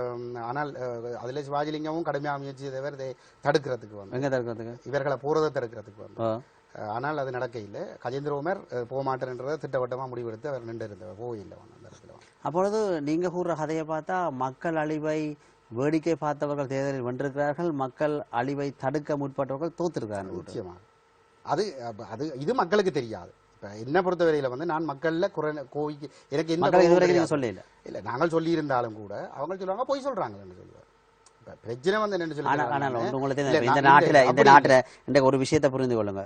இன்றைக்கு உங்களுக்கு தெரியும், பாராளுமன்ற உறுப்பினர் ஒரு சிலர் கூட இன்றைக்கு உரையாற்றி வருகிறார்கள். என்ன விடுதலை புலிகள் தடை செய்த அமைப்பு, இதுக்கு நாங்கள் இதை கொண்டாடலாமான்னு பேசுகின்ற பொழுது மக்கள் தானாக சென்று தான் இன்றைக்கு கிளிநொச்சி போன்ற பிரதேசங்களிலே தொழிலும் இல்லங்களை துப்புரவாக்கிற நிலைமைக்கு மக்கள் விழுந்திருந்து போனார்கள். மக்கள் தான் இந்த போராட்டத்தை நடத்தினார்கள். அப்படி இருக்கின்ற பொழுது இந்த மக்கள் இவ்வளவு அழிகிறார்கள் என்ற பொழுது சேனல் 4, டெலிகிராஃப் போன்ற பல ஊடகங்களின் கருத்தை தெரிவிக்கின்ற பொழுது மக்கள் சீர பாடசாலைகள் அடித்து நொறுக்கப்பட்டன, மற்றது வைத்தியசாலைகள் அடித்து நொறுக்கப்பட்டன என்று பேசுகின்ற பொழுது நீங்கள் கூறுகின்றீர்கள் சம்பந்தனையாவுக்கு தெரிந்து அவர் மௌனிகளாக இருந்தார் என்று. எனவே நீங்கள் விடுதலை புலிகளின் தலைவரை சந்தித்த பின்பு மாவை சேனாராஜா அவர்களை சந்தித்ததுண்டா? மாவை சேனாராஜா போன்றவர்களை யார் நீங்க சந்திச்சதுண்டா? நெடுகவையோட கேட்கிறது. அப்ப அவையில் என்ன கருத்தை கூறுது? அவையை பொறுத்தவரையில அவை என்ன தம்பி செய்யறான்னு சொல்லி கொண்டு இருப்பினம் மாவே என்ன தெரியும் தானே இடத்துக்கு ஏற்றபடி வடிவ கதைப்பார் அதுல சம்பந்தனையா முடிவெடுக்காமல் ஒன்று நடக்கக்கூடிய அளவுக்கு இருக்கல. அதான் உண்மை. இன்றைக்கும் இன்றைக்கு தமிழ் தேசிய கூட்டமைப்புக்குள்ள சுரேஷ் பிரேமச்சந்திரன் போன்றவர்கள் விஷயங்களை வெளியில பகிரங்கமா சொல்லி எவ்வளவு செய்தாலும் சம்பந்தன் சுமந்திரன்ல மாற்றங்கள் இல்லாத வரையில கூட்டமைப்பின் போக்கில இந்த மாற்றங்களையும் ஏற்படுத்த முடியல. அது உள்ளுக்குள்ள சும்மா சண்டையை பிடிக்க நீங்க விளக்கல அழிவுக்கு நீங்கள் உடந்தையா இருந்தேன்னு சொன்னால் இப்ப தமிழ் தேசிய கூட்டமைப்பு இவருமே உண்மையில அந்த யுத்தத்தை நிறுத்த சொல்லி மலையக மக்கள் முன்னணியைச் சேர்ந்த சந்திரசேகரன் அவர்கள் ஒரு கேபினட் மினிஸ்டராக இருந்து கொண்டு பார்லமெண்டத்துக்கு உரையாற்றினார் அவரை நிறுத்த சொல்லி. நான் மற்ற நாடாளுமன்ற உறுப்பினர்கள் யாரையும் நான் குறை சொல்லியிருந்தேன். மற்றவர்கள் எல்லோரும் ஏதோ ஒரு வகையில அந்த போர் நிறுத்தப்பட வேண்டும்ன்றதுக்காக பிரயத்தனத்தோட முயற்சி செய்தவர்கள். சம்பந்தம் இப்ப நீங்க சொன்னீங்க தேர்தல் விஞ்ஞாபனத்தை 2004ஆம் ஆண்டு விடுதலை புலிகள் தான் எழுதினார்கள் என்றால் சம்பந்தனையா எழுதின கடிதம் அவர் எழுதினா இல்லாட்டி ஏதாவது தூதுவராலயம் எழுதினதா? யார் எழுதின கடிதம்? அதாவது ஏன் அவர் கடிதமாக விடுதலை புலிகளுக்கு அறிவிக்க வேண்டும், அதை அவர் நேரடியாக யாரும் சொல்லி அனுப்பியிருக்காங்க அந்த மாவை சேனா போன்றவர் கூட? இல்லை, அவர் ஒரு ஆதாரத்துக்காக என்னென்னு சொன்னால் அவர் மேலே அவருடைய கணக்கு என்னென்னு சொன்னால் ஒரு கட்டத்தில் விடுதலை புலிகள் அழிக்கப்படுகிற பொழுது தான் சொன்னதை கேட்டிருந்தால் அழிந்திருக்க மாட்டுது என்று சொல்லி சனம் நம்பும் என்று சொல்லி சனம் ஏற்றுக்கொள்ளும் என்ற ஒரு கணக்கில் தான் அவர் இந்த விஷயங்களை எழுத்துப்பூர்வமாக செய்ய வலிக்கிட்டது. இவர்கள் ஒரு தரமே கனவில் எண்ணிக்கை இல்லை. 2009ஆம் ஆண்டு மே மாதம் 18ஆம் தேதி விடுதலை புலிகள் அளிக்கப்பட்ட பிறகு வந்து கட்சிக்குள்ள பிரச்சனைகள் உருவாகுது வந்து. எப்படின்னு சொன்னால் 21ஆம் தேதி 3ஆம் நாள் மேனன் நாராயணனோட ஒரு சந்திப்பு நடக்க போகுது. அந்த சந்திப்பில் வந்து சம்பந்தனையாக போக்கு முதல் கஜேந்திரகுமார் பொன்னம்பலம் மக்களோட கைகேக்க சொல்லியிருக்கிறார். ஒரு தீர்வு திட்டம் ஒன்று தயாரித்து வச்சிருக்கிறேன், அதை இந்தியாவில் ஒன்று ஃபைனலைஸ் பண்ண போகிறோம்னு சொல்லி கேட்க போகிறோம்னு சொல்லுவாங்க. அப்போ அந்த இடத்துல வந்து கஜேந்திரகுமாருக்கு ஆச்சரியம், என்ன தீர்வு திட்டம், நேற்று வரைக்கும் இயக்கம் இருந்தது, இயக்கம் தான் தீர்வு தயாரிக்கிற வேலைகள் பேச்சு எல்லாமே செய்து கொண்டு வந்தது, எங்களுக்கு அப்படி ஒரு பொறுப்பு ஒரு நாளுமே தரப்பட இல்லை. அப்போ என்னென்னு திடீரென்று ஒரு தீர்வு திட்டம் வந்திருக்கலாம் 3 நாள் என்று சொல்லி கேட்க வந்து இல்லை நான் ஏற்கனவே எழுத தொடங்கிட்டேன்னு சொல்லுவாங்க. அப்போ இவர் வந்து என்ன கணக்கில் வந்து இவர் அந்த தீர்வு திட்டத்தை எழுதி வச்சிருந்தவர் என்றால், நான் சொன்னேன் தானே வந்து என்னட்ட சொன்னவர் சொல்லி வந்து ஒரு அதிகார பயிர் அடிப்படையில் ஒரு தீர்வுக்கு வந்து தயாரென்று சொல்லி சொன்னால் வந்து போரணி பாடலாம்னு சொல்லி. அப்போ இவருடைய கணக்கு என்னென்னு சொன்னால், ஏதோ ஒரு இடத்துல பிரவாரம் முட்டுக்காலில் வருவார், எல்லா கொள்கை கோட்பாட்டையும் விட்டு போட்டு வந்து எங்களை பாதுகாத்துக் கொள்ளுங்க, அவை நீங்கள் என்ன தேண்டான வச்சு போற நிப்பாட்டுங்கோ 2 கேட்டு வருவார் என்ற கணக்கில் தான் இது எழுதி வச்சிருந்தது. பாவம் மனுஷன் வந்து துரதிருஷ்டவசமாக தலைவர் வந்து கடைசி வரைக்கும் வந்து கொள்கையை கைவிட இல்லை, போராட்டம் போயிட்டுது. அதுக்கு பிறகு வந்து ஏதோ தயாரிச்சதை கொண்டு போவோம் என்று வெளிக்கிட்டது வந்து. இவர் கனவிலேயும் எதிர்பார்க்கல கஜேந்திரகுமார் பொன்னம்பலம் வந்து கொள்கை விஷயத்தில் இவ்வளவு இருக்க அனுப்பாருன்னு சொல்லி சம்பந்தனையாகவும் கணக்கு போயிருந்தா அழிஞ்ச பிறகு வந்து எல்லாரும் பாலச்சுருட்டி கொண்டு தனக்கு பின்னால் அனுப்பின மட்டும் தான் கணக்கு போட்டான். ஆனால் கஜேந்திரகுமார் அந்த தீர்வு திட்டம் அவர் தயாரித்த தீர்வு திட்டமே இல்லை, ஒற்றையாட்சிக்குள்ளதான் அவருடைய தீர்வு திட்டம். அப்ப எங்களை பொறுத்தவரையில் தமிழ் தேசத்தில் இறமை அங்கீகரிக்கப்பட்ட அடிப்படையில் தீர்வு திட்டம் ஏதாவது கொப்பியது என்றார்கள் கொடுத்தாரா? ஒரு தடவை கொடுக்கல, கஜேந்திரகுமாரே காட்டப்பட்டது. கஜேந்திரகுமாருடன் வேறு யார் இருந்தார்கள்? அதில் கனகசபை எண்ணெய் இருந்தது, மற்றது செல்வமடைக்கெல்லாம் இல்லை, சுரேஷ் பிரேமச்சந்திரன் இருந்தால் மாவை எண்ணெய் இருந்தது. விடுதலை புலிகள் அழிந்து முடிந்த 3 நாளைக்குள் சம்பந்தனையாவுடன் தீர்வு திட்டம். அப்ப அப்ப இந்த இடத்துல தான் எங்களுக்கு இல்லை பிரச்சனை வருது வந்து 2009ஆம் ஆண்டு. அப்ப அதுல வந்து உண்மையில சண்டை பிடிக்கல. நாங்கள் வந்து மிகவும் அப்ப நான் இலங்கையில இல்லை, நான் வெளிநாட்டில் இருந்தேன். அப்ப கஜேந்திரகுமார் பொன்னம்பலம் இந்த விஷயத்தை 22 பேர்ல கனரட்னமண்ண தவிர்ந்த மிச்சம் முழு பேரோடும் வந்து இந்த விஷயத்தை சொல்லி மொபிலைஸ் பண்றாரு வந்து. நான் தொடர்பு கொண்டு சம்பந்தனையோட கதைக்கிறேன், கெஞ்சி நாங்கள் வந்து ஐயா இன்றைக்கு இயக்கம் இல்லை, நீங்கள்லாம் தமிழ் மக்களுக்கு இருக்கக்கூடிய ஒரே ஒரு தலைவர் வந்து தயவுசெய்து வந்து சுயநிர்ணய உரிமை அடிப்படையில் ஒரு தீர்வு திட்டத்தை நாங்கள் கூறுவோம், இதை கைவிடக்கூடாதுன்னு சொல்லி. அந்த இடத்துல அவர் என்ன கட்டித்தனமாக நகர்த்தினார் அப்படி என்று சொன்னால், ஓம் நீங்கள் சொல்கிற ஆலோசனையை நான் ஏற்றுக்கொள்கிறேன், நான் பரிசீலிக்கிறேன், ஒரு வார்த்தை மறுத்து கதைக்கல. நாங்கள் நம்பிட்டோம். 2009ஆம் ஆண்டு டிசம்பர் மாதம் வரைக்கும் வந்து இப்படித்தான் சொல்லி கொண்டு வரார். பொன்சியா ஜனாதிபதி தேர்தலில் போட்டியிடுறாங்கிற ஜனாதிபதி தேர்தல் அறிவிக்கப்பட்டது, அது தொடர்பான பிரச்சனைகள் தீவிரமடையுது. யாரை ஆதரிக்கிற பிரச்சனை வரைக்குள்ள ஒரு கட்டத்தில் வந்து நாங்கள் 2 பேரையும் ஆதரிக்கக்கூடாதுன்னு சொல்கிறோம். இவர் பேசாமல் இருக்கிறார், கொஞ்சம் பேர் பொன்சியா ஆண்டினம், கொஞ்சம் பேர் இல்லை ஒரு ஆதரிக்கக்கூடாதுன்னு சொல்லினா அப்படி பிரச்சனைகள் போய்கொண்டிருக்கிறோம். அப்போ அந்த நேரத்தில் வந்து டிசம்பர் 10ஆம் தேதி அளவில் கணேஸ்வரன் ஐயா வீட்டில் வந்து ஒரு சந்திப்பு நடக்குதுவாங்க, தீர்வு திட்டத்தை ஃபைனலைஸ் பண்ணுற கூட்டம். அந்த கூட்டத்துக்கு வந்து மேலே நான் போக இயலாது. ஆனால் கஜேந்திரகுமார் பொன்னம்பலம் வந்து என்ன எப்படியாவது நீங்கள் வேறோன்னு கேட்டு கூட்டிக்கொண்டு போகிறார் வந்து. சம்பந்தனையாக எதிர்பார்க்காத விஷயம் அங்கே நடந்த சந்திப்பில் தீர்வு பெரிய கைகளில் வந்து அது தாயகம் தேசியம் சுயநிர்ணயம் என்ற விஷயத்தை கைவிட்டு போட்டு தான் அது தயாரிக்கப்பட்டிருந்தது. அப்போ அதை பார்த்து போட்டு வந்து நான் கஜேந்திரகுமார் பொன்னம்பலம் சொல்கிறேன், ஐயா இது அடிப்படை கொள்கைகளை விட்டுருக்குது வந்து, தயவுசெய்து வந்து இப்படி போக இயலாது. ஏனென்றால் சிங்கள தரப்பு வந்து எங்களை வந்து வாழ விட போகிற இல்லை, எங்களுக்கான அங்கீகாரத்தை பெற்றுக்கொள்ளணும், இது ஒரு நல்ல சந்தர்ப்பம், பூகோளம் போட்டி ஒன்று இருக்குது ரெண்டெல்லாம் எல்லா விஷயத்தையும் விளங்கப்படுத்துகிறார். எல்லாத்தையும் கேட்டு போட்டு அவர் கொஞ்சம் மிகவும் தன்மையாக சொன்னார் வந்து, இல்லை கஜன் இப்போ நாங்கள் தோற்று போயிருக்கிறோம், இப்போ நாங்கள் இதை இப்போதைக்கு விடுவோம், இப்போ கொஞ்ச காலம் போகும் வந்து அதெல்லாம் பார்ப்போம்னு சொல்லி. அப்போ நீங்கள் சொல்லல தோக்கம்னு தான் நீங்கள் எதிர்பார்த்த, நீங்கள் தோத்த தான் தீர்வு வர மட்டும் நீங்கள் சொன்னீங்க. அதாவது பிரபாகரன் இந்த படத்தில் இருந்து அகற்றினா தான் தமிழுக்கு சமஸ்டியில் தீர்வு தர மட்டும் நீங்கள் அன்னைக்கு சொன்னீங்க இருக்கிறேன். இப்போ என்ன சொல்றீங்க தோத்தண்டு தோக்கம் வந்து அந்த முரண்பாட்டு கோணத்தில் இப்போ அவரோட உரையாட இல்லை. நாங்கள் அவர் வந்து விடுதலை நான் சொல்ல வரேன் என்றால், நாங்கள் அவரோட வந்து நியாயங்களை சொல்லி கழிச்சினாங்க, அவரை குற்றச்சாட்டி கொண்டு போகாமல் இந்த பூகோள போட்டியையும் சிங்கள தரப்பின் மனநிலையையும் சொல்லி விளங்கப்படுத்தி வந்து நாங்கள் ப்ளீஸ் பண்ணி கேட்கிறோம் வந்து. அப்போ கேட்க வேற ஒரு 2 தரம் திருப்பி அதை சொல்லி பார்த்தார். அவர் பிறகு சொன்னார் வந்து, இல்லை இப்போ இந்தியா அதை எவ்வளவு விரும்புது இல்லைன்னு சொல்லி. அப்போ கஜேந்திரகுமார் பொன்னம்பலம் இந்த பூகோள விஷயத்தை சொல்லிக்கல சொன்னார். இன்றைக்கு இந்தியாவுக்கு அந்த தேவை இல்லை, ஆகவே வந்து இப்போதைக்கு நாங்கள் அதை கைவிடுவோம்னு சொல்லி திருப்பியும் நாங்கள் விடாமல் அதை இறுக்கி கஜேந்திரகுமார் பொன்னம்பலம் தான் அதில் மிக தீவிரமாக கதைச்சது வந்து. அப்போ கதைக்கில் வந்து ஒரு கட்டத்தில் வேறு சம்பந்தனையாக சொன்னார்டா, என்ன பொறுத்தவரை நான் முடிவெடுத்துட்டேன், தாயகம் தேசியம் சுயநிர்ணய உரிமை என்ற பேச்சுக்கு இனிமேல் இடம் இல்லை, இந்தியா விரும்ப இல்லை, அப்படி தெளிவாக சொன்னவர் வந்து இந்தியா விரும்ப இல்லை, இந்தியா விரும்ப ஒரு விஷயத்தை நான் செய்ய போகிறதில்லை, விருப்பமண்டா இருக்கலாம், விருப்பம் இல்லாட்டி நீங்கள் போகலாம். அதுக்கு பிற்பாடு நாங்கள் அந்த இடத்துல அதோட கூட்ட முடியுது வந்து. அதுக்கு பிறகு வந்து ஜனாதிபதி தேர்தலில் அதை ஆதரிக்கிறது என்ற பிரச்சனை தான் போகுது வந்து. அதுலேயும் நாங்கள் எவ்வளோ சொன்னாங்க வந்து இதில் 2 பேரையும் ஆதரிக்காமல் இருப்போம்னு சொல்லி, இல்லை பொன்சேகா ஆதரிக்க போகிறோம்னு பிடிவாதமாக நின்றுச்சுனா. அப்போ கஜேந்திரகுமார் பொன்னம்பலம் கேட்டார் வந்து, சரி நான் எங்களை பொறுத்தவரையில் நாங்கள் சொல்ல வேண்டியெல்லாம் சொல்லிட்டோம், நீங்கள் பொன்சேகா ஆதரிக்க போகிறோன்னு தான் சொல்கிறீங்க. சரி, ஒரு கதைக்கு வந்து பொன்சேகா தான் வெல்லோணுமென்று நீங்கள் உண்மையில் விரும்புகிறீர்கள் என்று சொன்னால் கூட ஓப்பனாக பொன்சேகா சப்போர்ட் பண்ணாதீங்க. ஏன்னா நேற்று தான் போர் முடிஞ்சது, ராஜபக்சவை சிங்கள மக்கள் கடவுளாக பார்க்கணும். பொன்சேகா நாங்கள் புலிகளால் உருவாக்கப்பட்ட அமைப்புன்றது தான் மக்களுக்கு தெரியும், சிங்கள மக்களுக்கு. அப்போ நாங்கள் புலி, பொன்சேகாவும் நாங்களும் சேர்ந்தால் புலி பொன்சேகா கூட்டம்னு சொல்லி தோற்கடிக்கப்படுறதுக்கான வாய்ப்பு இருக்குது. ஆகவே வந்து தயவுசெய்து அதை செய்யாதீங்கன்னு சொல்லி அப்போ சொல்லி போட்டு கேட்டார். தச்சில் நீங்கள் பொன்சேகா ஓப்பனாக சப்போர்ட் பண்ணி பொன்சேகா தோத்து ராஜபக்ச வென்றால் அதிൻ്റെ விளைவுக்கு யார் பொறுப்புன்னு கேட்டார். கேட்க வந்து ஒரு நாடாளுமன்ற உறுப்பினர் சொன்னார், உடனே பாஞ்சி சொன்னார்ன்னு சொன்னால், அவன் பிரபாகரன் எடுத்த முடிவால் முள்ளிவாய்க்காலில் உலக 1000 பேர் அழிஞ்சு வச்சிடும், அதுக்கு யார் பதில் சொல்கிறேன்னு சொல்லி கேட்டார். சரியில்லோ? அப்போ நான் சொன்னேன் அதுக்கு ஒருத்தரும் பதில் சொல்லிடாதான்னு சொல்லி. அவர் சொன்னால் அது மாதிரி தான் இதுக்கும் ஒருத்தரும் பதில் சொல்லிடாது, பொன்சேகா தான் ஆதரிக்கிறேன்னு சொல்லி. அதுக்கு மேலே அதோட சரி எங்களுக்கு நாடாளுமன்ற உறுப்பினர் இல்லை, அதை நான் இப்போ சொல்ல இல்லை. அதான் இப்போ நீங்கள் இப்படியான ஆக்களை ஒழிச்சு மக்களுக்கும் ஒழிக்கிறதால தான் கஜேந்திரன் உண்மையிலேயே மக்களுக்கும் தெளிவில்லாமல் இருக்கு. இப்போ இன்றைக்கு நீங்கள் சொன்ன விஷயத்தை 6 வருஷத்துல 7 வருஷத்துல அவைக்குள்ள உணர்ந்து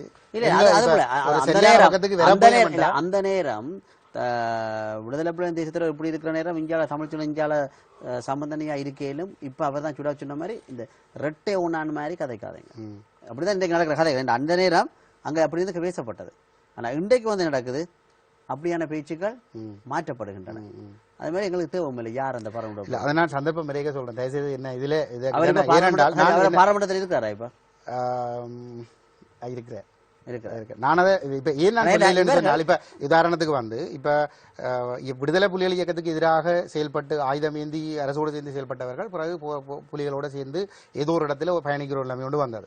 அதுபோல வந்து எதிர்காலத்துல வந்து முரண்பட்டவர்கள் கூட நீங்களும் இவரோட சேர்ந்து பயணிக்க யோசிக்கிறீங்க. இல்ல எங்களை பொறுத்தவரையில் என்ன சொன்னா, இந்த கொள்கை அடிப்படையில எந்த பிசாசு வரும்னு சொன்னாலும் வந்து தமிழ் மக்களின் எதிர்காலத்துக்காக நாங்கள் சேர்ந்து போறது. பிசாசுகள் ஒரு நாள் ஒழுங்கான பாதையில பயணிக்காது. ஆனா சில வழியில பிசாசு சரியானவர்களால் தலைமை தாங்கப்பட்டால் அது கட்டுப்பட்டு வரும்.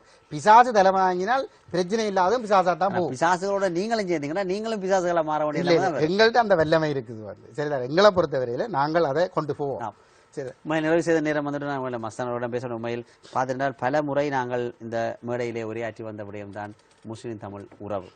அதில் உண்மையில் ஒரு பங்கு ஆரம்ப காலகட்டத்திலே போராள இயக்கங்களிலே முஸ்லீம் இளைஞர்களும் பலர் இணைந்துதான் இருந்தார்கள். உண்மையில் அண்ணன் அமுதலிங்கம் பெறாத தமிழீழத்தை தம்பி அஷ்ரப் பெறுவான் என்பதுதான் தாரக மந்திரமாக முஸ்லீம் காங்கிரஸில் இருந்தது. ஆனால் அவையெல்லாம் மாற்றப்பட்டு உண்மையில் லலித முதலியா கூட பாரிய பங்கினை வகித்தார் முஸ்லீம்களையும் தமிழர்களையும் பிரிக்க. தமிழ் கிராமங்களில் மட்டக்களப்பு மாவட்டங்களிலே முஸ்லீம் இளைஞர்களை வெட்டி போடுவதும், முஸ்லீம் கிராமங்களிலே தமிழ் இளைஞர்களை வெட்டி போட்டு தமிழர்கள் முஸ்லீம்களுக்கும் பூதாகரமாக பிரச்சனைகள் உருவாக்கப்பட்டன. அதன் பின்பு காத்தாங்குடி பள்ளிவாசலில் கூட முஸ்லீம்கள் சுட்டு தள்ளப்படுகின்ற ஒரு நிலைமை, துர்ப்பார்க்கிய நிலைமை, எவராலும் ஏற்றுக்கொள்ள முடியாத நிலைமைகள் ஏற்பட்டன. இன்று மீண்டும் பார்த்திருந்தால் உண்மையில் கடந்த ஆட்சியில் கூட பசில் ராஜபக்ஷ அவர்களின் தலைமையிலே முஸ்லீம்களுக்கும் தமிழர்களுக்கும் இடையிலே பாரிய பிரச்சனைகள் உருவாக்கப்பட்டன என்று சொன்னால், சர்வதேச ரீதியாக தமிழர்கள் முன்னிற்கின்ற பொழுது இவர்களுக்கு எல்லா சமூகங்களும் பிரச்சனை என்று காட்டுவதற்காக பசில் ராஜபக்ஷ அவர்களின் தலைமையிலே தமிழர்களுக்கும் முஸ்லீம்களுக்குமான பிரச்சனைகள் முடுக்கிவிடப்பட்டன. ஆனால் இன்று பார்க்கின்ற பொழுது உங்களுக்கு வாக்குகள் விழுந்ததை பார்க்கின்ற பொழுது தமிழ் பிரதேசங்களிலும் அதிக வாக்குகள் உங்களுக்கு விழுந்திருக்கிற நிலைமை இருக்கிறது. அதை முடிய ஒட்டி பார்த்தால் கூட உங்களுடைய வேலை திட்டங்களை தமிழ் மக்கள் இன்னும் பலர் பேசுகின்ற பொழுது முன்னாள் போராளிகள் கூட உங்கள் வாசஸ்தலத்துக்கு வந்து உதவிகளை கேட்கின்ற ஒரு நிலைமை காணப்படுகிறது. இது அந்த வன்னி மாவட்டத்திலே ஒரு மாற்றத்தை காணக்கூடிய நிலைமையாக காணப்படுகிறது. இது தொடர்ந்து ஏனைய தமிழ் உறுப்பினர்களும் இதில் உடன்பட்டு செயற்படுகிறார்களா? இனவாதம் மூலம் அரசியல் நடத்தக்கூடாது என்பதுதான் என்னுடைய நோக்கம். அந்த அடிப்படையில் தான் வந்து நான் தற்பொழுது இருக்கும் அனைத்து தமிழ் பாராளுமன்ற உறுப்பினர்களோடும் இணைந்து தான் நமது வேலை திட்டங்கள் இருக்கின்றது. அவர்களுக்கு பூர்ண ஒத்துழைப்புகள் இருக்கின்றது. அவர்களுடன் சில முக்கியமான பிரச்சனைகளை கலந்து ஆலோசித்து அவர்களுடன் ஒத்துழைப்புகளும். இப்போது அண்மையில் வந்து நீர்கொழும்பு மீனவர்கள் வந்து மன்னார் பகுதிகளில் வந்து வேற வளமையாக சிலாவத்துறை என்ற இடத்தில் தான் வந்து அவர்கள் தற்காலிகமாக இடம்பெயர் மீனவர் போல் தற்காலிகமாக அவர் வந்து செய்துவிட்டு அந்த பருவகால மீனவர்கள் அவர்கள் தொழில் முடிந்ததோடு அவர்களோட வாடியெல்லாம் அகற்றிவிட்டு சென்று விடுவார்கள். ஆனால் தற்பொழுது அது வேறொரு இடம் கொடுக்கப்பட்டது, காயல்குடிங்கிற ஒரு புது இடம் கொடுக்கும் பொழுது அதில் அங்கிருந்து அனைத்து சமூகமும், முஸ்லீம் சமூகமும் சரி, தமிழ் சமூகமும் சரி, அங்கு உள்ள சிங்கள மக்களும் இருக்கிறார்கள். அவர்கள் மீன்பிடி தொழில்கள் இல்லாட்டியும் அவர்கள் அங்கு குடியிருந்தவர் ஒரு காலத்தில் வந்து தற்பொழுது நிரந்தரமாக குடியிருப்பவர்களும் எல்லோரும் ஒற்றுமையாக சேர்ந்து அந்த வளமையான அந்த இடம் இல்லாமல் நீர்கொழும்பு மீனவர்களுக்கு, தென்பதி மீனவர்களுக்கு சிலாவத்துறை என்ற இடத்தில் தான் மீன்பிடி தொழில் செய்ய கொடுக்க வேண்டும் என்பதில் எல்லோரும் உறுதியாக இருந்தால் உடனடியாக இது சம்பந்தமாக நாங்கள் அமைச்சர் அவர்களை சந்தித்தோம். மக்களை சந்தித்து நான் அமைச்சர் அவர்களை சந்திக்க கூட்டத்தை ஒழுங்குபடுத்தி கொண்டு நான் இப்படி ஒரு கூட்டம் நடக்க முதல் கட்டமாக அமைச்சரை நாங்கள் சந்தித்ததன் பிறகு இரண்டாவது கட்டம் சந்திப்புக்கு நான் அனைத்து தமிழ் பாராளுமன்ற உறுப்பினர்களுக்கு, வன்னி மாவட்டத்தில் உள்ளவர்களுக்கு சொல்லி அதில் வேலை பல்கள் காரணமாக சில பாராளுமன்ற உறுப்பினர்கள் அது சம்பந்தமாக அமைச்சரோட வந்து சந்தித்து ஏன் ஒற்றுமையாகவே நின்று நாங்கள் அதை எதிர்த்தோம். அனைத்து மூவின மக்களுமே சேர்ந்து அந்த வகையில் நாங்கள் அவ்வாறான செயல்பாடுகள் தேவையானவைகளுக்கு நல்ல ஒத்துழைப்புகள் எனக்கு கிடைக்கின்றது. இது சம்பந்தமாக அதாவது எமது சமூகத்தில் தான் நான் முதல் கூறியது போல் இணையதளங்கள் மூலமாக, ஏன்னா நான் சில இடங்களில் சொல்லிக்கிறேன் வந்து வடக்கு மாகாண சபையுடனும் மற்ற அங்குள்ள அனைத்து பாராளுமன்ற உறுப்பினர்களுடனும் ஒற்றுமையாகவும் எந்த செயல்பட வேண்டும் என்று, மற்றது மாகாண சபைகள் வந்து என்ற சில கருத்துக்கள் சில நேரம் கூறப்பட்டது. முஸ்லீம் பகுதிகளுக்கு முஸ்லீம்களுக்கு மாகாண சபை ஒன்றும் செய்வதில்லைங்கிற ஒரு கோணத்தில் பேசப்படும் பொழுது தான் நான் அதுக்கு அந்த மாகாண கருத்துகளுக்கு தான் சொன்னேன். அப்படி இல்லை, மாகாண சபை அவர்களுடைய சிறுபான்மை, அங்கு முஸ்லீம்கள் சிறுபான்மை மக்களாக இருந்தாலும் எந்த விதமான பாகுபாடும் இல்லாமல் அவருடைய செயல்பாடுகள் இப்பொழுது இருக்கும் என்று சொன்னதுக்கு பிறகு எமது அதாவது இணையதளங்கள் சில தாங்களுக்கு நினைத்த மாதிரி ஒவ்வொரு கருத்துக்களை கூறினார்கள். ஆனால் என்னுடைய நிலப்பாடுகள் தான்.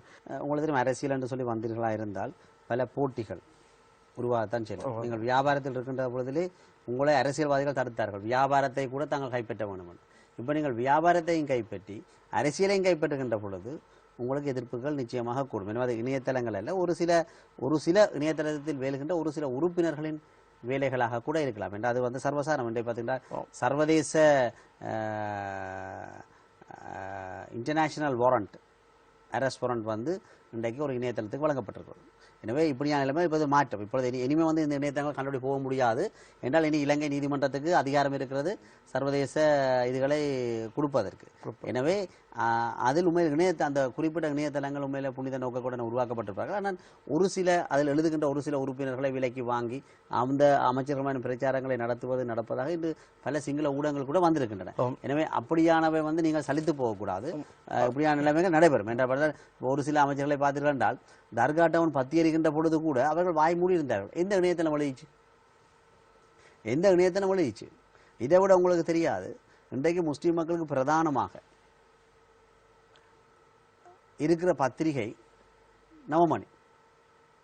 அந்த நவமணிக்கு ஒரு முஸ்லீம் மாகாண சபை உறுப்பினர், தர்கா டவுனை சேர்ந்த முஸ்லீம் மாகாண சபை உறுப்பினர் எழுதின கடிதத்தை போட மாட்டேன்னு சொல்லிட்டாங்க நவமணியில். ஏன்னு சொன்னால் அவர் சொன்னார் நான் லேக் ஹவுஸில் பிரிண்ட் பண்ணுறேன். அப்போ கோட்டாபய ராஜபக்ச டிஃபென்ஸ் செக்ரட்டரியாக இருக்க நேரம் நவமணியை கொண்டே நீங்கள் லேக் ஹவுஸில் அரசாங்க அச்சகத்தில் பிரிண்ட் பண்ணி முஸ்லீம் மக்கண்ட பிரச்சனையை போடையிலாட்டி பேருந்து நவமணி முஸ்லீம் மக்கண்ட பிரச்சனையை தீர்க்கணும்னு சொல்லலாம். அது அந்த காலத்தில் நடத்தது. அதுக்காண்டி நாங்கள் குட்டுமொத்தமாக நவமணி வந்து முஸ்லீம் மக்களுக்கு எதிராக செயற்பட்டேன்னு சொல்ல முடியாது. ஒரு சிலர் நீங்கள் இதை சலித்துக் கொள்ளக்கூடாது. இப்படியான நிலைமைகள் ஒரு விஷயம், காய்க்கிற மரத்துக்கு தான் கல்லறி நடக்கும். இவ்வளவு கல்லறி உங்களுக்கு நடக்குதுன்ற அர்த்தம் நீங்கள் நன்றாக காய்க்கிறீர்கள் என்ற அர்த்தம். இந்த வகையிலே மின்ன நிகழ்ச்சி நான் நிறைவு செல்கின்றோம். மீண்டும் ஒரு மின்ன நிகழ்ச்சியில் உங்களை சந்திக்கும் வரை விடைபெறுகிறோம். நன்றி.